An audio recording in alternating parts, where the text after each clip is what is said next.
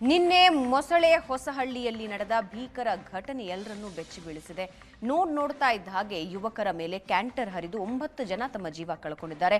ಇನ್ನು ಕೆಲವೇ ಕ್ಷಣಗಳಲ್ಲಿ ಹಾಸನಕ್ಕೆ ಕೃಷ್ಣ ಬೈರೇಗೌಡ ಭೇಟಿ ಕೊಡ್ತಾರೆ.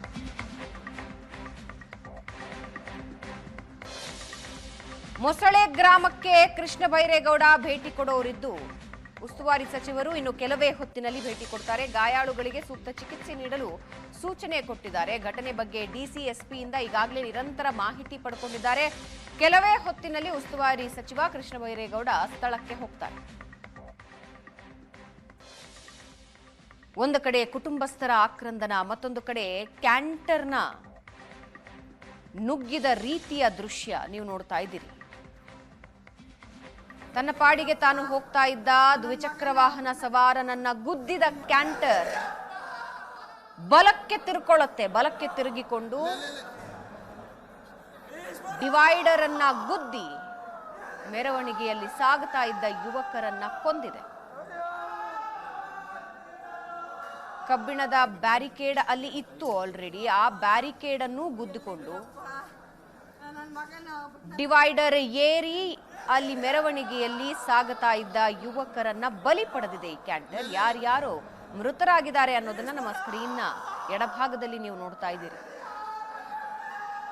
ಎಲ್ಲ ಕಾಲೇಜು ವಿದ್ಯಾರ್ಥಿಗಳು, 25 ವರ್ಷ ಒಳಗಿನ ವಿದ್ಯಾರ್ಥಿಗಳು.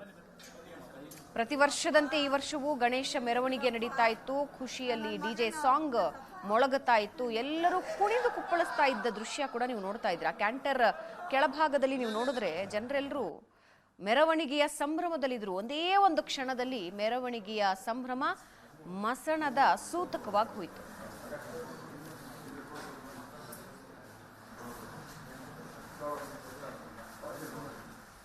ಈ ಬಗ್ಗೆ ಏನಷ್ಟು ಡೀಟೇಲ್ಸ್ ಹಂಚಿಕೊಳ್ತಾರೆ ನಮ್ಮ ಪ್ರತಿನಿಧಿ ಕಿರಣ್ ಸ್ಥಳದಿಂದ ಸಂಪರ್ಕದಲ್ಲಿದ್ದಾರೆ. ಕಿರಣ್, ಮೆರವಣಿಗೆಯ ಸಂಭ್ರಮದ ಕ್ಷಣ ಸೂತಕದ ಕ್ಷಣವಾಗಿ ಪರಿವರ್ತನೆ ಆಗೋಯ್ತು. ಸ್ಥಳದಲ್ಲೇ ರಕ್ತಸಿಕ್ತವಾಗೋಯ್ತು ಜಾಗ. 5 ಜನ ತಮ್ಮ ಜೀವ ಕಳ್ಕೊಂಡ್ರು. ಸದ್ಯ ಅಲ್ಲಿನ ಜನರ ಪರಿಸ್ಥಿತಿ ಹೇಗಿದೆ, ಗಾಯಾಳುಗಳ ಸ್ಥಿತಿ ಹೇಗಿದೆ, ಅಂಡ್ ಆ ಲೊಕೇಶನ್ ನಲ್ಲಿ ಜನ ಏನಂತ ಇದ್ದಾರೆ? ನಿನ್ನೆ ರಾತ್ರಿ ಮೆರವಣಿಗೆಯಲ್ಲಿ ಭಾಗಿಯಾಗಿದ್ದವರು, ಚಾಲಕನ ಬಗ್ಗೆ ಏನಾದರೂ ವಿಷಯ ಗೊತ್ತಾಗಿದೆಯಾ? ಭವನ, ನಾವಿರುವಂಥದ್ದು ಈಗ ನಿನ್ನೆ ಘನಘೋರವಾದಂಥ ಘಟನೆ ನಡೆದಂಥ ಸ್ಥಳದಲ್ಲಿ. ಆ ದೃಶ್ಯವನ್ನು ಕೂಡ ನೋಡ್ಬೋದಾಗಿರುವಂಥದ್ದು. ಇದು ಹಾಸನದ ರಾಷ್ಟ್ರೀಯ ಹೆದ್ದಾರಿ 373ರ ಮೊಸಳೆ ಹೊಸಳ್ಳಿ ಗ್ರಾಮದ ದೃಶ್ಯ ಆಗಿರುವಂಥದ್ದು. ಇದೇ ರಸ್ತೆ ಏನಿದೆ, ಇದು ಚತುಷ್ಪಥ ರಸ್ತೆ ಆಗಿರುವಂಥದ್ದು. ಈ ರಸ್ತೆಯಲ್ಲಿ ನಿನ್ನೆ ಒಂದು ಬಲಭಾಗದಲ್ಲಿ ಗಣೇಶ ವಿಸರ್ಜನಾ ಮೆರವಣಿಗೆ ಸಾಗ್ತಾ ಇತ್ತು. ಇನ್ನೇನು 4 ಕಿಲೋಮೀಟರ್ಸ್ ಆಗಿದ್ರೆ ಆ ಗ್ರಾಮದಲ್ಲಿರುವಂಥ ಕೆರೆಯಲ್ಲೇ ಗಣೇಶ ಮೂರ್ತಿಯನ್ನು ವಿಸರ್ಜನೆ ಮಾಡ್ತಾ ಇದ್ರು. ಆದರೆ ಮತ್ತೊಂದು ಎಡಭಾಗದಲ್ಲಿ ಹಾಸನದ ಒಳನರಸೀಪುರದ ಕಡೆಗೆ ಒಂದು ಕ್ಯಾಂಟರ್ ಬರ್ತಾ ಇತ್ತು. ಆ ಕ್ಯಾಂಟರ್ ಗುದ್ದಿದ ಪರಿಣಾಮವಾಗಿ 9 ಮಂದಿ ಅಸುನೀಗಿರುವಂಥದ್ದು. ಅದರಲ್ಲೂ ಕೂಡ ಯುವಕರೇ ಹೆಚ್ಚಿನ ಪ್ರಮಾಣದಲ್ಲಿ ಮೃತಪಟ್ಟಿರುವಂಥದ್ದು. ಅದರಲ್ಲೂ ಕೂಡ ಇಂಜಿನಿಯರಿಂಗ್ ಓದುವಂಥ ವಿದ್ಯಾರ್ಥಿಗಳು 3 ಮಂದಿ ಅಸುನೀಗಿರುವಂಥದ್ದು. ಅಕ್ಕಪಕ್ಕದ ಜಿಲ್ಲೆಗಳಿಂದ ಬಂದಂಥ ವಿದ್ಯಾರ್ಥಿಗಳು ಇಲ್ಲಿ ಮೃತಪಟ್ಟಿರುವಂಥದ್ದು. ಕುಟುಂಬಸ್ಥರ ಆಕ್ರಂದನವೂ ಕೂಡ ಮುಗಿಲು ಮುಟ್ಟಿರುವಂಥದ್ದು.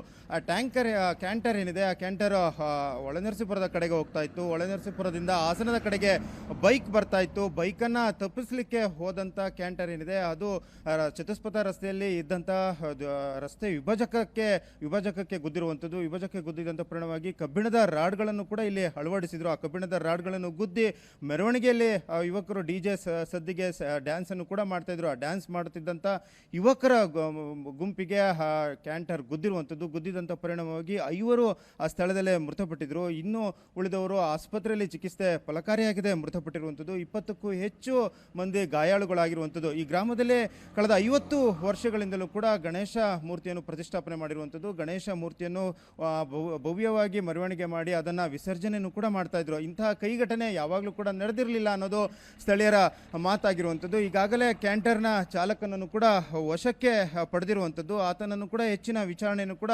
ಒಳಪಡಿಸ್ತಾ ಇರುವಂಥದ್ದು. ಆ ಕ್ಯಾಂಟರ್ನ ಏನಿದೆ, ಅದು ದ್ವಿಚಕ್ರ ವಾಹನವನ್ನು ತಪ್ಪಿಸಲಿಕ್ಕೆ ಹೋದಂಥ ವೇಳೆಯಲ್ಲಿ ದ್ವಿಚಕ್ರ ವಾಹನಕ್ಕೂ ಕೂಡ ಗುದ್ದಿರುವಂಥದ್ದು. ಆತನ ಸ್ಥಿತಿಯು ಕೂಡ ಗಂಭೀರವಾಗಿರುವಂಥದ್ದು.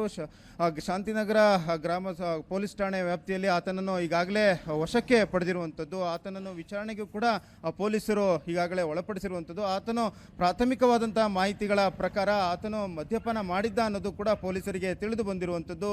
ಇಂಜಿನಿಯರಿಂಗ್ನಲ್ಲೇ ಓದ್ತಾ ಇದ್ದಂಥ ವಿದ್ಯಾರ್ಥಿಗಳು ಹಸಿನುಗಿರೋದ್ರಿಂದ ಸ್ಥಳೀಯರು ಸಾಕಷ್ಟು ಒಂದು ಆಕ್ರೋಶಕ್ಕೂ ಕೂಡ ವ್ಯಕ್ತಪಡಿಸ್ತಾ ಇರುವಂಥದ್ದು. ಯಾವುದೇ ಮಾಧ್ಯಮ ಪ್ರತಿನಿಧಿಗಳು ಕೂಡ ಸ್ಥಳದಲ್ಲೇ ನಿಂತು ದೃಶ್ಯಗಳನ್ನು ಕೂಡ ಸೆರೆ ಹಿಡಲಿಕ್ಕೆ ಹೋದಂಥ ವೇಳೆಯಲ್ಲಿ ಸ್ಥಳೀಯರು ಆಕ್ರೋಶವನ್ನು ಕೂಡ ಹೊರ ಹಾಕ್ತಾ ಇರುವಂಥದ್ದು. ಯಾಕಾಗಿ ಬಂದಿದ್ದೀರಾ ಈಗ ಅನ್ನೋದು ಕೂಡ ಅವರು ಆಕ್ರೋಶವನ್ನು ಕೂಡ ಹೊರ ಹಾಕ್ತಾ ಇರುವಂಥದ್ದು. ಇದು ಸ್ಥಳದಲ್ಲೇ ಕಂಡು ಬರ್ತಿರುವಂಥ ದೃಶ್ಯ ಆಗಿರುವಂಥದ್ದು. ಚಾಲಕ ಈಗ ಪೊಲೀಸರ ವಶದಲ್ಲಿ ಇದ್ದಾನೆ. ಆತನ ವಿಚಾರಣೆಯು ಕೂಡ ನಡೀತಾ ಇರುವಂಥದ್ದು ಭಾವನಾ ಸದ್ಯಕ್ಕೆ. ಎಸ್, ಧನ್ಯವಾದ ಕಿರಣ್.